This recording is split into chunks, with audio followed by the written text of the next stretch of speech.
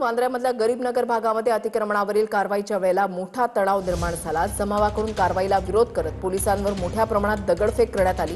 पोलिसांकडून लाठीचार्ज करत जमावाची धरपकड करण्यात आली आहे। दगडफेकीमध्ये 10 पेक्षा जास्त पोलीस जखमी झाले।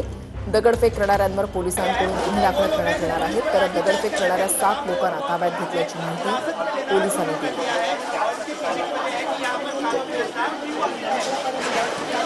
पासून निर्मलनगर पोलीस स्टेशनच्या हद्दीमध्ये रेल्वे प्रशासनातर्फे अतिक्रमण तोडक कारवाई चालू आहे।